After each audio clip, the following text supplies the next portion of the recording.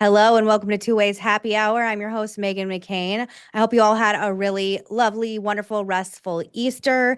I am reminded to say at the beginning of the show, because I keep forgetting, raise your digital hand if you want to ask a question. For some reason, I just keep on talking and forgetting that. As usual, we have my co-host, Miranda Wilkins here, and we have the lovely Christine Rosen, who is a senior fellow at the American Enterprise Institute and a columnist for Commentary Magazine, a fellow at the Institute for Advanced Studies in Culture at the University of Virginia, and the co-host of the wonderful Commentary Magazine podcast. That's a mouthful. Christine, you've got a fancy Too resume. much, too much. I need to stop. I need a vacation. You have a fancy resume. Before we get into there's a lot of weird news to get into. I have to show you something that has been making everybody crazy since this morning. So, former President Biden tweeted a family Easter photo, and can we show it, please? To the audience. This isn't going to work unless we show it. Okay, it's coming up. And basically all of the internet thinks if we want to zero in, if that's even possible. So there's a nice family Easter photo, except it looks like President Biden is photoshopped in. I personally think this man looks photoshopped in. I don't think his body looks scaled to the size of the rest of his family. Why are they all in casual clothes and he's not? Everything about this photo is weird. If there are already a lot of weird rumors about your health and where you're at, I don't know why you would share this particular photo. Christine, where do you stand on Easter photo Biden gate?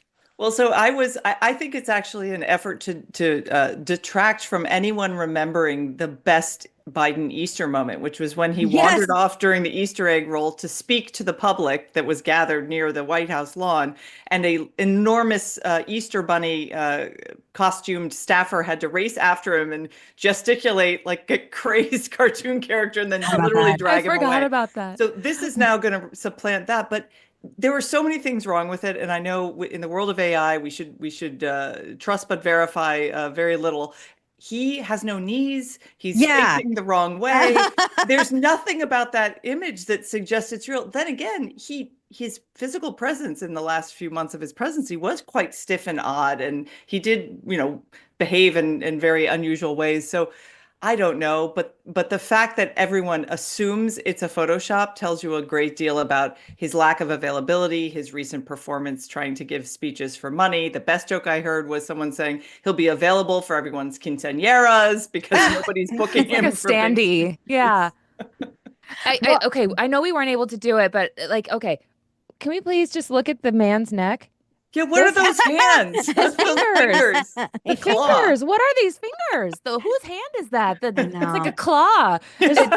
There's also a man bad. sitting in the very front that no one can identify who that is in their family. And I saw people on Twitter that were like, who the F is that? So again, this is not the most important thing, but this has been taking up our texts all day. So we're actually going to do a poll on Instagram right now. So head on over to @Meghan McCain on Instagram and tell us whether or not you think the photo was photoshopped, and we will share the results at the end of the episode. But and also, if anyone can identify the man in front that looks like he's from 1997, happy to share that information as well. Is it this guy, the time traveler? Yes, no one knows who that is. Who is this? He looks like my prom date from high school. Yeah, probably in 1990s. He's cute. 90s, man. There's nothing wrong with this guy, but we just want to know, who is this guy? Even the hair and the glasses. It's like he could have been on The Real World San Francisco. What are we talking about? I know. Anyway, okay, I know we got to get to serious things, but it was just this was all over my Twitter all day, Christine.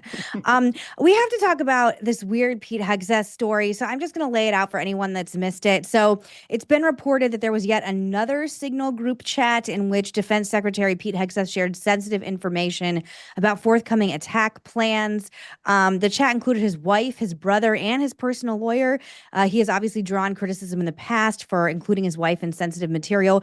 And then even weirder, this new op-ed in Politico came out by John Ulloyt. Sorry if I'm saying your name wrong. Ullyot, the former chief Pentagon spokesman who resigned last week. And he wrote that the Pentagon is in, quote, total disarray under Hegseth's leadership. And then today, just before we came on, NPR reported that the White House has begun the process of looking for a new Secretary of Defense to replace Hegseth. But Caroline Leavitt made a statement on Fox News strongly saying that they're behind, Secretary of Defense Hegseth. And we want to play number 2, this clip.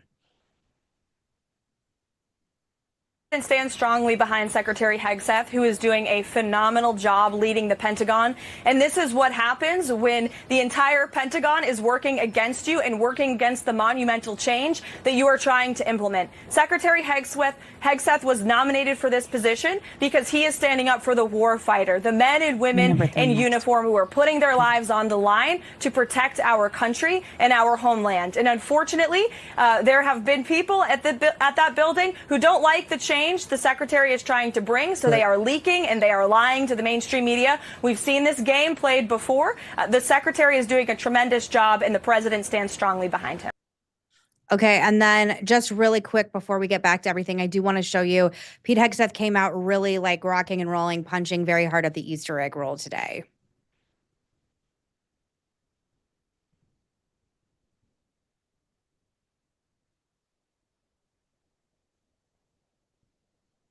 Won't give back their Pulitzers. They got Pulitzers for a bunch of lies. Pulitzers for a bunch of lies and on hoaxes, time and time and time again. And as they peddle those lies, no one ever calls them on it. See, this is what the media does. They take anonymous sources from disgruntled former employees, and then they try to slash and burn people and ruin their reputations. Not going to work with me, because we're changing the Defense Department, putting the Pentagon back in the hands of warfighters, and anonymous smears from disgruntled former employees on old news doesn't matter. Okay, so what do you guys think is the truth? I think it's probably somewhere in the middle. I think there's probably a lot of disarray happening because there's a lot of changes happening. But I also think that he's probably not going anywhere because Caroline Leavitt seems pretty like stern on him leaving. And I also think even if he was like burning the Pentagon down literally from the inside out, Trump's going to be like, this is my guy. And he's not going anywhere. What do you think, Christine? Well, I'm with the little blue blazer kid and the side eye that he was giving Hegseth. That's how I feel right now. I'm like, really? This is not the first time this happened. And although Leavitt's statement was very strong, and what Hegseth was doing was working the refs, namely Trump. He tried to pivot to sort of blame the deep state. The people who were fired for leaking are his guys. They're on his team. They have written about DEI in the military as a problem. So you can't pretend that it was the deep state when it's your own people who are probably maneuvering. This is MAGA on MAGA warfare. And I think the fact that he's the first time, shame on him, but the second time, shame on us. And I actually do think he's probably at much more risk of being relieved of his responsibilities there than not. And it's putting people at risk. You cannot do this. He already made this mistake. And there's no reason for his wife in particular and his brother and his personal lawyer, none of whom have security clearance, to have access to this kind of stuff. So it's a really amateur move. And Representative Don Bacon, a Republican, came out later this afternoon and said, I think he should go. And he's the first one to go on the record saying that, but I suspect he won't be the last. So I would say he's in jeopardy. But again, it's all up to Trump. And if Trump believes that this was some conspiracy, he might rally around Hegseth. But these are really stupid mistakes, and they shouldn't be made by our Secretary of Defense. Well, I also think like you can't be mad at like leaking from someone like, I don't know, an Edward Snowden. If you yourself are, using insecure lines, using signals, you're supposed to be like literally the highest person in the government in our national defense. I don't understand this like temptation. Is like the group chat really that sexy? You need to be texting all this stuff. Can't you just have a dinner after work and tell them in person if it's this important to you? Like, I don't understand the signal chat shit. I just don't understand it. And that's what I was about to ask you is it's like, we love Dorinda from Housewives and her thing is like, say it, regret it, right? Or say it, forget it, write it, regret it, right? Yes. So it's like, is he consulting his brother and brother-in-law and wife? Like, should we bomb the Houthis in 10 minutes? Or is he just like, hey, heads up, we're bombing? Like, what is in their signal chat is what I want to know. Have they released that information? Because is he consulting them to get their matter of opinion? Because we sort of know his wife and she's not an idiot. Like, she's kind of a smart person. So it's like, is he getting her information, like, or whatever, her input on matters of national security? Or is he just like saying, oh my God, you'll never guess what happened at work today? It's like, wait until you get home and have dinner with these people if you just must spill your guts on everything that's happening. Because I can see why, if these MAGA guys that he's been letting go and that's the source of these leaks or whatever, if they're like, yeah, he's doing some really reckless shit and that's why we're well, yeah, we have to tell somebody what an idiot this guy is. Well, and he got away with making, a lot of people said, oh, it's a rookie mistake the first time, right? Right. You accidentally put this journalist hostile to the administration on this chat, et cetera, et cetera. But the second time is a genuine problem. That shows a pattern of behavior and Habitual. recklessness. Mm-hmm. Yeah. Well, I also just don't like because he barely got there by the skin of his teeth, like Pete Hegseth squeaked by, and he had like by far the most, I think, or one of the most contentious hearings. People still have a lot of questions about him. Why aren't you walking the total straight and narrow if you like barely got there? I don't know. It's really disappointing. I also think that it's really cheap just to go on TV and say this is like a left-wing media manifestation and it's a, deep state. Like, honestly, give me a fucking break. You're part of the deep state now. Like, give me a break. You know what I mean? Like, if the Secretary of Defense, you are the deep state. Like, what's the deal? Like, I don't understand this whole, like it's lazy. Yeah, but also, well, he benefited. Look, I think part of the reason he was able to get pulled across the finish line in his hearings is that he was mistreated, and he was written about in the media in deeply unfair ways. And the fact that they were going after personal information related to his family and his previous marriages, all of that was just really dastardly, not surprising, but dastardly behavior on the part of the media. And the fact that he fought it is something Trump really admires. So he's trying to run the same playbook this time, but the problem isn't, and no one's attacking him unfairly. They're just revealing a very serious error. So what he should do is say, you know what? We're going to make sure that this doesn't happen anymore. But he didn't even speak to the error. And that's, I think, poor judgment. That's a big problem with this administration in general, is they will not ever admit to any wrongdoing or mistake. They don't make mistakes. Really quick before we move on, can you guys do like a wager over under if you think he stays, think he doesn't, how long he lasts? I still think he stays like a while. At least a little bit longer. Yeah. Yeah. I mean, if they're going to get rid of him, they're going to wait a news cycle or two, and then he's going to be pushed out. But I'm not super. I would say he's more likely than not at this point. Okay. To go. I do want to move on. It was worth noting, obviously, that Pope Francis died this morning, not yesterday, at 88 years old, just hours after meeting Vice President Vance, which is put some very funny memes all over social media. Vance had claimed before that the Catholic doctrine justified immigration policies, and he got in a fight with Pope Francis about this. What's interesting to me is that a lot of people were calling him like the woke Pope. I remember this Pope being like, I'm not Catholic, no one's Catholic on here, right? Yeah. I remember there just being like a lot of controversy surrounding Pope Francis because he was trying to sort of like, I don't know, liberalify some of the Catholic Church's policies, much to the chagrin of a lot of people I used to work with at Fox. Can we play number 4 to show one example of this? Focused a lot on social issues. He focused on the climate. He was also about liberalizing the way Catholics look at divorce.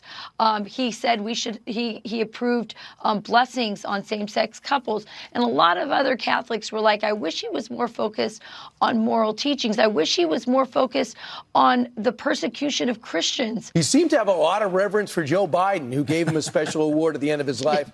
The guy that was pro-abortion, he was actually almost campaigning for abortion at the end. See, that's one dichotomy, one of the many dichotomies with this Pope that I couldn't quite figure out. For whatever it's worth, one of my core memories is Whoopi Goldberg, who I don't believe is a practicing anything. I believe she is agnostic, was good friends with this Pope, which I always thought was kind of weird. Any feelings on the Pope's passing? Does it change anything? It's very cool to be Catholic right now in the sense that like all JD Vance sort of has started this trend where there's a lot of people like him and Candace Owens and like people that are really trying to show their like hyper conservative bona fides are like converting to Catholicism, which I think is like very interesting in this moment. Any response to any of this, Christine? Well, I think he's often misunderstood, and his liberalism is that of a Jesuit. He was the first Jesuit Pope, and there's a lot about being a Jesuit that might read as progressive or liberal in our own strange political landscape, but is in fact just more about being a Jesuit. He also would, I think, often speak out of turn. But if you look at his doctrinal statements, they're not all that super progressive. So I think there was a lot of, he was someone upon whom liberal Catholics in the US and conservative Catholics in the US like to fight about. He became this litmus test on a lot of issues. I personally, I will say I did admire the work he had the church doing on new technology, AI in particular. He was very interested in that. But he also, going forward, the church has to now choose a new pope. Half the College of Cardinals were chosen by him, so we can assume that they will share some of his doctrinal and social views. So it'll be a really interesting process to see if the church then goes back more towards the center or even further to the right.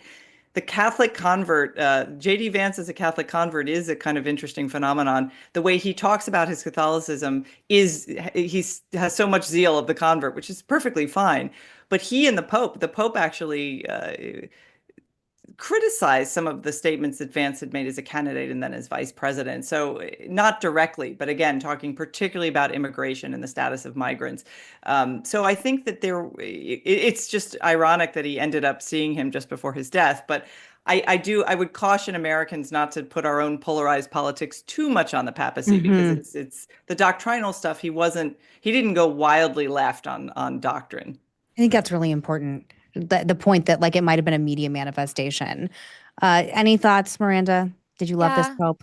I wouldn't say that I loved him, but I thought he was a very interesting choice as a pope. He did a lot of, as Christine was saying, he did a lot of just like outreach and stuff. And younger people were very interested in this pope. I remember when he became like the cool pope and the pictures of him with like the leather jacket leaning against the motorcycle and all that stuff. It was very much like, and he had a social media account and he liked to, back when he liked to tweet and all that. So he was very much involved in social media.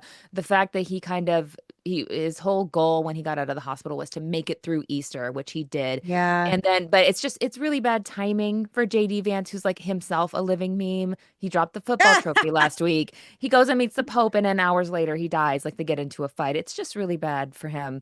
Social media wise. The Babylon Bee tweeted a picture of it was like Dalai Lama abruptly cancels meeting with JD Vance. Seriously, like I was texting with a friend of mine and I was like, you know how we keep saying this is like the Veep presidency, and it seriously is, because like everything this guy gets into is just ridiculous and more ridiculous, and then this is just a perfect scene out of Veep, because nothing would happen than this. Like this is exactly like I would expect to see a storyline out of that show.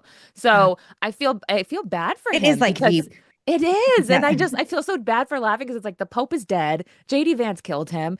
I feel so sad for him because he was just in mass with his kids, and everybody was talking about how it's so nice to see children humanized in this way because his kids are like falling asleep in mass and they look so bored and they're not on their tablets or like begging for the phone, and they're just like, they look like normal. Their kids are cute. A normal human family. Very adorable family. And I love how they bring their kids everywhere. And it's like no one ever talks about just like JD Vance the human. He's just JD Vance the meme now.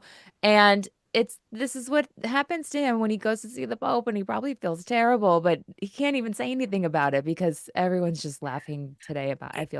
It's interesting though, because JD Vance has been like a big figurehead, and I think there's like people like Candace Owens, and there's a lot of like these new converts to Catholicism, and they do like a very dogmatic approach to Catholicism. Like I've seen Candace Owens talk about how she goes to a Vatican I mass, and someone recently asked if Ben and I, because we're obviously conservative, we're going to convert to Catholicism, and I was like, I am not comfortable unless there is a fog machine and some lasers and a preacher talking about getting baptized electric in a river. guitar. Yeah, I was like, no, ma'am, I am not. The Royal Gemstones Church. No Latin Mass for Megan. I was like, we're going to be righteous gemstoning this. No, I was raised Episcopal. That the incense makes me gag.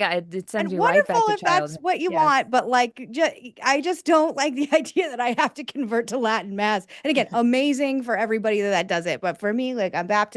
We're all good. Like I like a modern church a little bit. That's what suits me. Anyway, we have to show you, Christine, this because we were laughing. I mean, this is really messed up. Like in fairness, like this is like a really messed up story, but I actually think it sort of signifies a lot of this like toxic perspectives on how to deal with homeless people. So California mayor, which is actually he's in Lancaster, Mayor R. Rex Parris, that's his real name, has suggested that he would like to give homeless people free fentanyl as a way of responding to the homeless crisis. Number 5.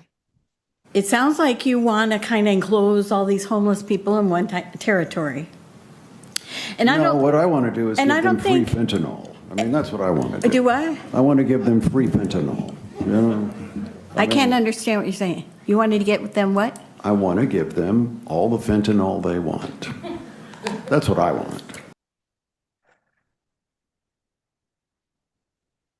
Okay, so after that, he was asked a follow-up question, and he said, I made it very clear I was talking about the criminal element that were let out of the prisons that have now become 40 to 45% of what is referred to as the homeless population. He said they're responsible for most of our robberies, most of our rapes, and at least half of our murders. There's nothing we can do for these people. So, Christine, I guess they should kill themselves. It's this.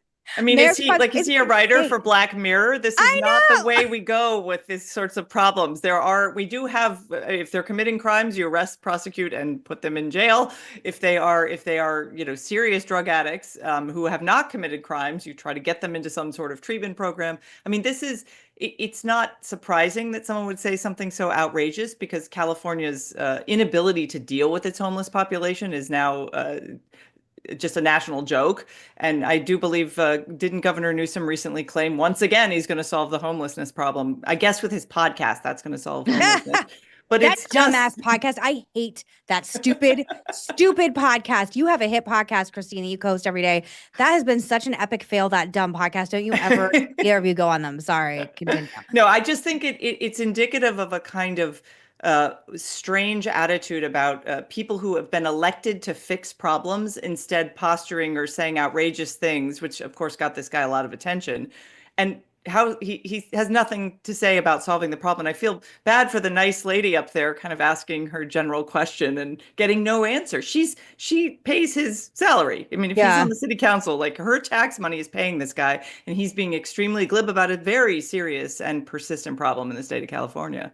He might as well have just said, like, stand in front of a firing line and let's just shoot them all, because they have no and it's like, I'm making fun of it because it's like the absurdity of it, but there's something we have no. I have found that, and no offense to Miranda, who lives in California, we give her shit about it every day, but like, I have found the lack of humanity towards homeless people from the state of California in general, that they can like literally just rot on the street and die in front of people. We had our friend Blair White on the show. She said the first time she saw a homeless body on the street was in San Francisco, and people just like weren't caring and were walking by like it didn't matter. And so like the answer is like, these people there's no dignity to their life. There's no redemption.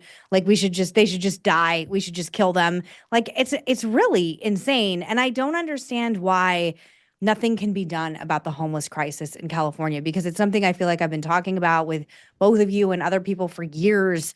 And there seems to be absolutely no solution, but I know that killing them is obviously not the fucking answer. Yeah. I think the reason Mayor Parris's statement is getting so much attention is because obviously it's because of the absurdity of it, but it's because also he just refuses to come up with an actual answer or solution.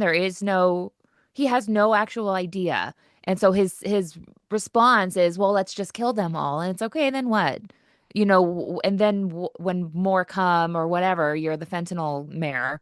Yeah. What's the move? Because it's not like he's doing like, let's give them fentanyl and because they're addicted and we want to wean them off of it and we want to rehab them. No, it's like, let's give you enough fentanyl to OD and then drop dead. So let's just line them all up on the train tracks and let the train run over them and obliterate their bodies. Like, Antelope Valley, where he's the mayor of, is 15, 20 miles north of where I live. It's not that far. It's where several good friends of mine live.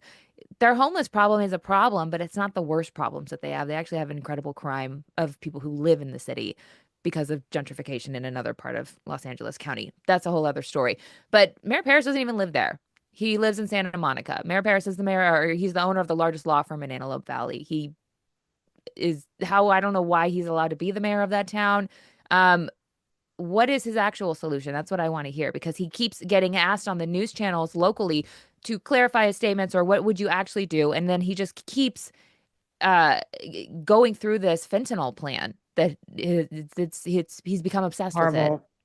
He's just and like, he's getting national news off of it. He's Let's like, kill them. We kill them. But he's received the greatest reward in our culture, which is a lot of attention, and it doesn't matter if it's positive or negative. We're very desensitized as a population to these sorts of outrageous statements by political leaders, but we really shouldn't be. And I think it's good to remind people, like, you don't dehumanize people in this way, even if you disagree with what they're choosing to do with their lives.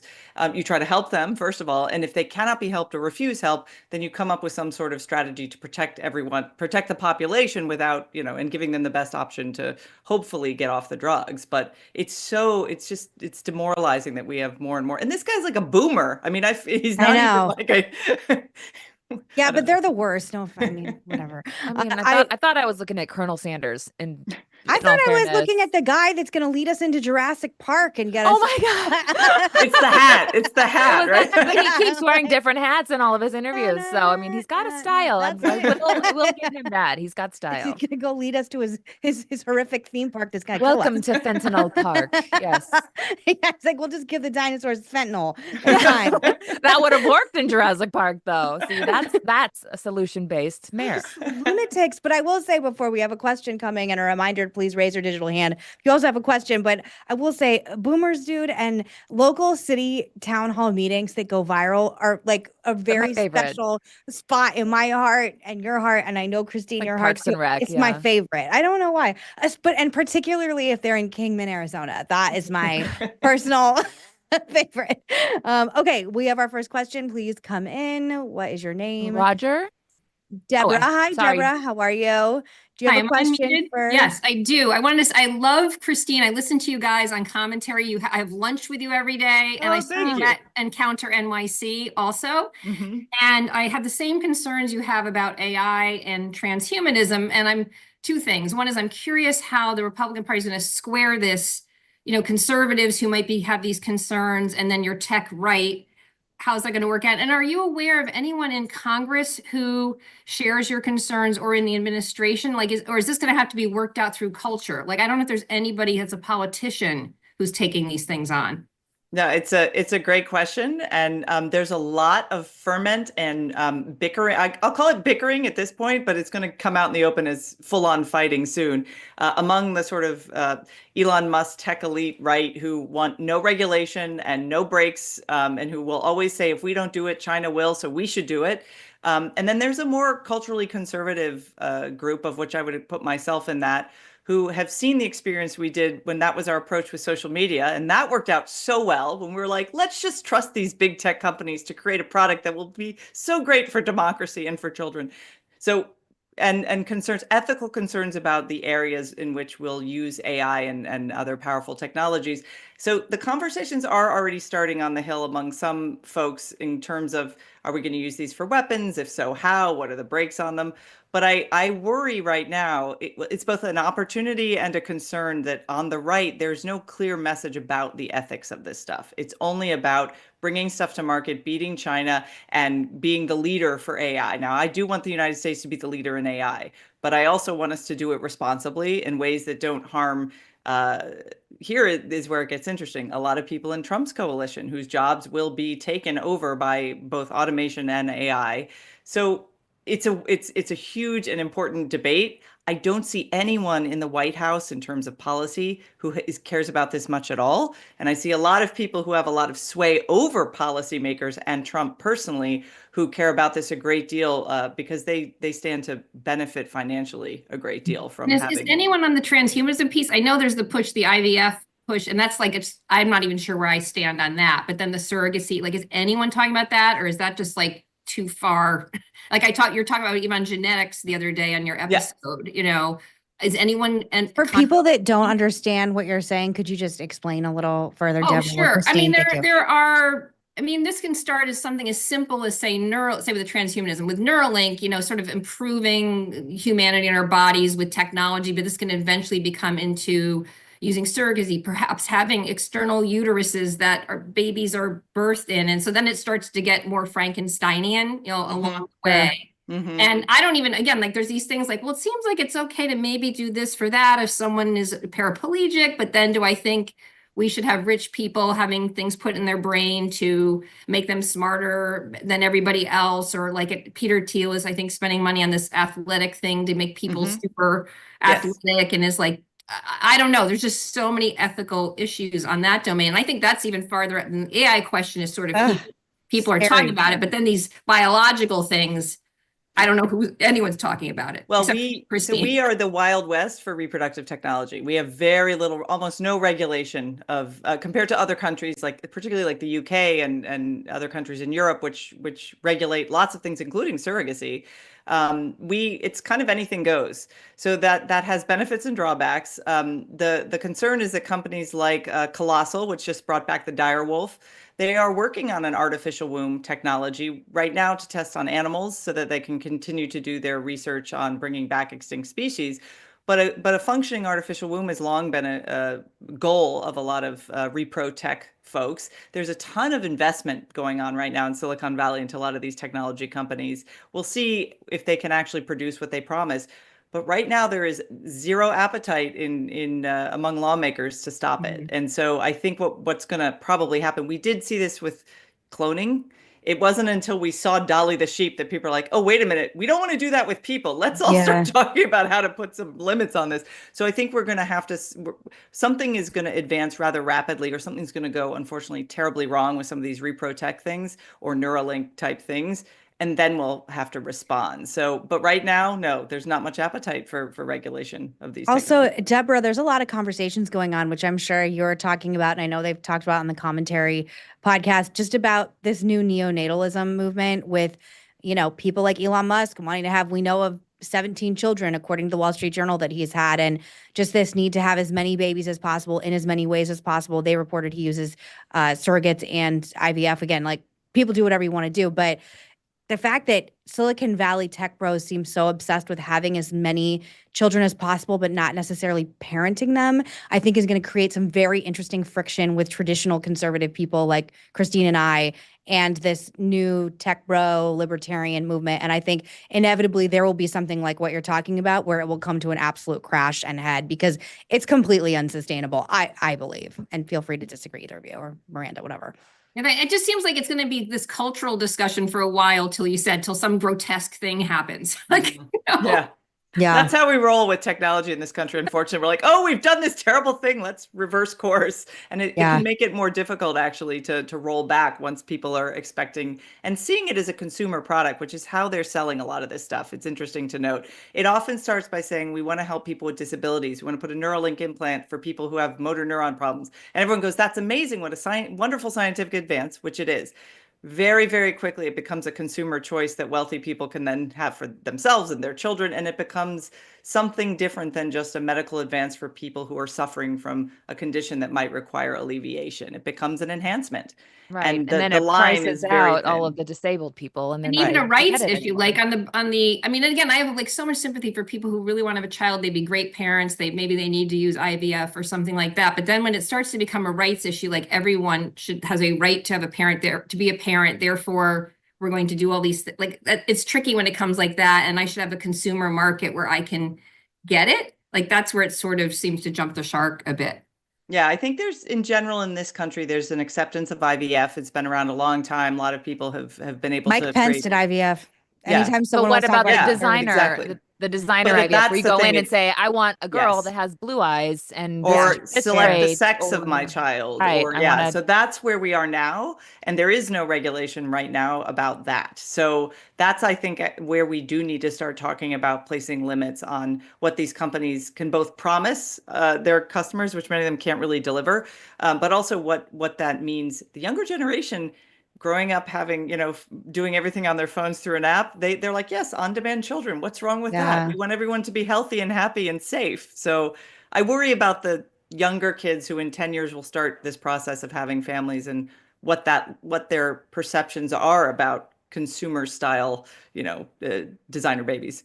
This is also the most deep existential conversation I've ever had on this so far. So, Deborah, thank you so much. It's a great question. It is. Is there anything else you want to add, or anything? Just one quick other question. Sorry, there's other people have questions, but I'm wondering, Christine, the countries that managed to ban, say, surrogacy, like, how did they? What is there a particular like philosophy, or how is the there's a lot of them, right? Different there. Like, why were they able to do it?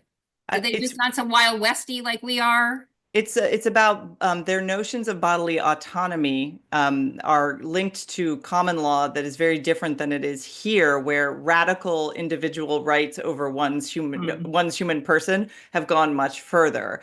There are benefits and drawbacks to that, but you're not allowed to have a commercial relationship by borrowing someone else's body in a country like the UK, for example.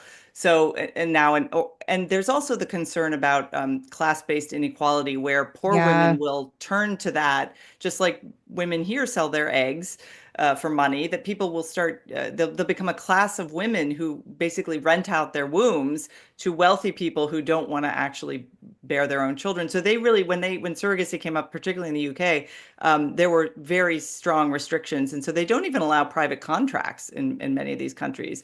In this country, anything goes.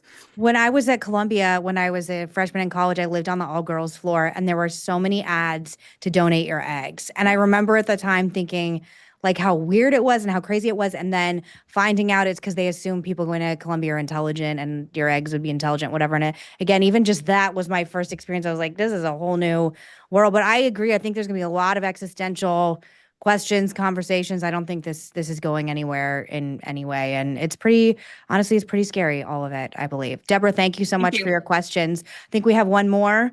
If you want to keep asking about existential questions about surrogacy and AI, by all means. Anything you want. Hi, Roger. It's nice to see you again. Do you have a question for Christine, Miranda, or I?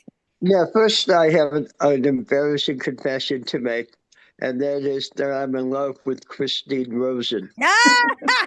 Get in line, Roger. I know. Anyway, by the way, seriously, I think the commentary podcast is much, much better when Christine is on, because she adds so much to it. Totally agree, Roger. But my concern actually is, with the negotiations going on with Iran, it seems like it's a repeat of the JCPOA. And I just wonder how people like Tom Cotton and others who were so opposed to the JCPOA will react if, in fact, the deal ends up the way it's looking it's going to end up. Go ahead, Christine. So I have a lot of faith in Senator Tom Cotton. I think if it's a bad deal, he's not someone who tends to shy away from expressing his firmly held views. I recall when the COVID lab leak hypothesis was being floated, he was the first prominent person to say, "Yeah, I mean, this is a possibility," and he was hammered for it. He's brave about standing up for his views. This is another example, though. Maybe this is the theme tonight, Megan, and Miranda. Inter-MAGA warfare, right? So you do have this, you have these isolationist Trump folks who really think that they just should cut deals with all these countries, that the old school conservative foreign policy crowd would say, no, we don't make deals with terrorist countries. Iran obviously sponsoring terrorism all over the world. And I think that's actually what's going to be the question when it comes down to it. So far, it looks, I agree with you, Roger. It looks like they're making a deal that's shows very little daylight between what Obama did, which was terrible, and what Trump is talking about doing now. So we'll just have to wait and see. I would think that's a bad deal. Iran is our enemy. It wants to wipe us and Israel off the face of the earth. It has been very clear about that. And the effort to wheel and deal with them that Obama did led to a more dangerous world many years later. And I would hate to see that repeated. It puts Bibi Netanyahu in a really bad position. Yes, so it does. My question to you is, how does he react to a JCPOA 2 deal? Well, he will have, and already has done, I assume, have several plans depending on what comes out. It also strikes me that the Trump administration has been deliberately vague lately, after having been quite strongly supportive of Israel taking out Iran, taking out Iran's nuclear capabilities. Yeah. Look, Americans live in a much safer world because of what Israel has already done to slow down and destroy aspects of their nuclear weapons program. So again, I'm not sure, though. Some of the fights in the DOD, some of the fights at state, and even the fights between the people who supported J.D. Vance's hardcore isolationist policy. Remember, he was saying we shouldn't get involved anywhere. I mean, in some of these leaks, we found him to be very, very strongly isolationist, even about countries like Iran. I think Bibi will do what's best for his country. as he has always tried to do. So if that means going it alone, I'm sure they have a plan to do some version of that. It would be better if we were good allies and helped. But whether that means I don't think this means us with boots on the ground, but sharing intelligence, sharing capabilities, those are all, I hope, still on the table. The problem is if there is a JCPOA agreement with Trump and Bibi goes against Trump, that's a problem. That's a huge problem for Israel. So it's almost like he's between a rock and a hard place in terms of how to proceed. But what's your best guess as to what's going to happen in the end with that negotiation? I think they're going to come out trying to, I mean, my hope is that they give enough to Trump and the isolationist right to be able to say, oh, we struck this great deal, but it's not what Obama did. It's also not exactly everything Israel wants. Remember, Trump always wants to be the guy who gets the best part of the deal. Right. So even if he doesn't, he's got to, and Bibi knows this. He lets him save face all the time in that way. He doesn't care. He's focused on getting done what he needs done. So I think that in that case, and look, Trump has still been a staunch ally of Israel. It's really worth acknowledging that. He has been very good to Israel. So whatever negotiations they need to protect Trump's very fragile ego, I think they'll manage that. And I hope that whatever the United States helps broker on the consistent point of making sure that this country never gets a nuclear weapon, that we should hope that there's no negotiation on. That's got to be the goal. Okay, thank you. On a lighter note, how do I get on the top of that list of people in love with Christine Rosen? You jumped to number one, Roger. You're number one. You're going to make me blush every day. Roger, though, you have lots of competition, lots of Roger, thank you so much for your question. That was actually a really great segue into our next topic, Christine. I know you guys are both strong Coachella followers, and by that I mean none of us care about Coachella, but it's still worth noting just that the word makes me feel 150 years old. But go on. I would like absolutely never. And by the way, we talked about last week that it costs between $1,000 and $6,000 to go. So when I tell you I'm really not interested in going to Coachella, you guys, let's go to the spa for half that, and whatever. Anyway, so I want to show you though that there's some very disturbing imagery that came out from this weekend. So during the Coachella set, the Irish hip hop group named Kneecap projected various pro-Palestine references on the jumbo screen. We're going to show number 6, 7, and 8. It said Israel is committing genocide against the Palestinian people. It is being enabled by the U.S. government who arm and fund Israel despite their war crimes. Fuck Israel, free Palestine. Obviously, many people were quick to criticize the concert promoters, Golden Voice and AEG, who say they were, quote, blindsided by the incident. Imagine being a Jewish person during this festival, or excuse me, during this concert. Imagine, and lest we forget that October 7th happened at a music festival. That's what I was about to say. How triggering. Yeah, almost 400 Israeli concertgoers at Nova died. Yeah, you're at a festival outside, and that's the message you see. I would be out of there. Why was this allowed? I know that okay, so this is this drives me.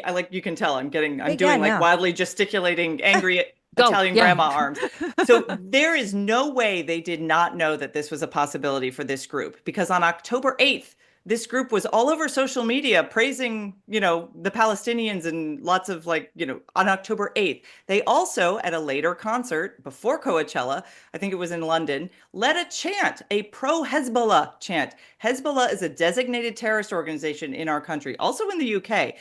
Anyone doing even basic vetting of this group and their views should not have allowed them to even get into this country to perform. They support a terrorist organization, and they gave material support by promoting it at a concert for which they got, money. I mean, however it is in the UK, we have different rules. But they're pro-Hezbollah. They have posted images of themselves reading the work of members of Hezbollah. They are clearly radical, and there is no excuse that the concert organizers can make at this point, except that their incompetent inability to do basic due diligence means that, maybe they shouldn't be trusted with promoting large concerts like this, because it's just appalling. Or they wanted But you Or have maybe young, yeah, that's Christine, true. you have 2 young kids in college. And the thing that I worry about is like this total indoctrination of young people. I know, Miranda, that's a concern you have too. And I just think about the fact that last year, another rapper, Mattis Yahoo, was supposed to perform in Tucson, Arizona, obviously my home state. And he was protested so badly they had to switch the venue out of like grave security reasons. And I believe the venue canceled on him. And he is a bigger household name, I believe a Grammy winner. People in America know who Mattis Yahoo is. I have no idea who Kneecap is. I don't really care. Obviously now I just know them as anti-Semites, but I'm really worried about like the TikTokification, the like to be young and cool, to go to Coachella means that you have to be anti-Israel. This is a generational battle I'm very worried about losing. And I just don't understand. Like, even I saw some clips of Joe Rogan making fun of his Douglas Murray, who was on his show last week. And Douglas Murray did like an incredible job laying out his argument of why we should support Israel. And then like making fun of him afterward because I believe they lost the argument. I don't understand any of this at all. Any thoughts, either of you? But like, I'm very worried about the generational divide with this. From what I understand just about Kneecap and what Christine said, I didn't know that they were praising Hezbollah, but I do remember viral videos going out about them around St. Patrick's Day and how they were celebrating the IRA and all the stuff that they were doing, blowing up buildings, you know, the IRA stuff that they did back whenever they were very, very active. And so I think that they just like these very destructive, like they'd probably be celebrating 9/11 and the Taliban once September comes around. You know what I mean? So it's like they're just it sounds to me like they're just reactionary and they are getting attention through these kinds of stunts and antics. And that says everything about them. We don't know anything about their music. We know everything about their stunts. So I don't imagine that they're going to be around for very long if this is their shtick. Well, so Ireland is a deeply anti-Semitic country now. It I didn't know that. And it shocks people to realize. I mean, even their political leaders are just blatantly anti-Semitic on the regular. So that doesn't surprise me that I think they're from Belfast. Doesn't surprise me at all that they might have absorbed that. But there is this bigger question, Megan. I think you're absolutely right to be concerned. The cultural mainstreaming of anti-Semitism, even under the guise of, I think Miranda's right, seeming radical, which of course every young person wants to seem sort of rebellious. There is this cool factor to that. And being anti-Israel, which very quickly, thanks to a lot of very toxic influencers online, can slide these kids pretty quickly into anti-Semitism. So I'm sure there are many principled young people who do not approve of Israel's policies with regard to Palestine. That is almost never what you see on TikTok when these things come up. You see "fuck Israel." You see horrible anti-Semitic memes being shared. And that is how quickly it happens, because everything moves quickly now. Everything is just this, constant flow. And there are very few people pushing back. Douglas is one of them. He's a excellent advocate for a worldview that I think we have to actively defend now. And he did an excellent job on Joe Rogan. And the main thing he did is say, look in the mirror, dude. You're not just asking questions. You're promoting hate. You're promoting not just misinformation, but anti-Semitism. You're allowing people on your show to pretend to cosplay being historians, and they don't know what they're talking about. And so he really called him out, and it was a good thing to do. So the fact that the defensive reaction that Joe Rogan and that half-wit comedian he had on with him, that just shows that that Douglas got the best of them, I think. Yeah, and I think that Douglas did like a really incredible. I watched a lot of it, and I thought he did a really incredible job. And I do think it is total chicken shit to be like, I'm just asking questions. I'm just asking questions. That question is, did Hitler have some good points? Like, my new devil's advocate. My new favorite one is the expansion that Winston Churchill was a bad dude. Like, are you all of you just like smoking crack? Like, what are you? It's so disturbing. But like I said, my big fear with Israel is and I actually had like a thing just last night with a friend where I was like, it's so much disinformation. It would literally take me like so much time to unravel this, but like you need to educate yourself like a lot. And it's always under the guise of like, well, I'm attacking Netanyahu. When you're saying F Israel, that's not what this is about. No. We all know what you're talking about when you say that. And I just feel like when we're in a place when anti-Semitic hate crimes are at 124% rise over the past 2 years, like maybe we should have some examples of that. But I was really, really sad to see this happen at Coachella for a lot of different reasons, because imagine, again, being a Jewish kid just trying to go have a good time and, seeing that up on the screen. And Just what a waste. And Yeah, by the I'm way, sorry, because all the Coachella videos I saw were like Lady Gaga and the millennials getting low to T-Pain while the Gen Z kids just stood there. I'm like, oh, you can see the very, very significant cultural divide. They did not know how to get low, and I found that very sad. So I didn't see any of this like fuck Israel, because that's terrible. I'm sorry about your algorithm, because mine was very, very entertaining. They also didn't dance to Missy Elliott, which I thought was very strange. By the way, we do have a conclusion to our poll about whether or not Joe Biden's photo was photoshopped. You guys, 75% of our audience believe Joe Biden's was photoshopped, so they're with us. Joe Biden's got really pull it together. Did anybody identify that man too? Yeah, who is that man? The mystery man, yes. Ashley's saying no one knows who that man is. I hate to say that. Sorry he to looks that like a man. mystery Menendez brother. Hunter also missing. Hunter Biden nowhere to be found in that picture. I just want to add. South after Africa having been with his wife. Yeah. You know. Oh. And he's all pissed off his security detail got pulled. So, you know, sometimes Nepo baby's got to get a job. I know what I'm talking about. Christine, you're an angel from heaven. You can follow Christine's work at the American Enterprise Institute or Commentary Magazine or the Commentary Magazine podcast, which is every day. And if you somehow are at the University of Virginia, you can take a class from you at the Institute of Advanced Studies in Culture. That's really fabulous. Christine, you're like Wonder Woman. You're beautiful and intelligent and cool and fun and give me the best life advice. Roger has a reason to be in love with you. So there you go. Sure does. Thank you so much. Yes, come back anytime. Miranda, anything you want to add before we say goodbye? We will see everybody on Wednesday. We'll see everybody on Wednesday. We promised to integrate some more pop culture stuff, but Christine, we really just rammed it to hell. That it was heavy. Yeah. That blue space flight with Gayle King. We really, really ran that. Like, I am glad I was not your guest, because I probably would be fired today if I had had a spoken lot my to truth. say. Yeah. And we would like to say, in response to Gayle King asking all of us if we've been to space, no, most people are still just again trying to pay for their taxes. I have to pay off for my groceries. grocery bill. Yeah. Yeah. We have Nope, I've not been to space, Gayle King. Your ratings still blow on your morning show. Can't fix that going to space. All right, you guys. Thank you so much. We'll see you same time, same place on Wednesday. Thanks, Christine.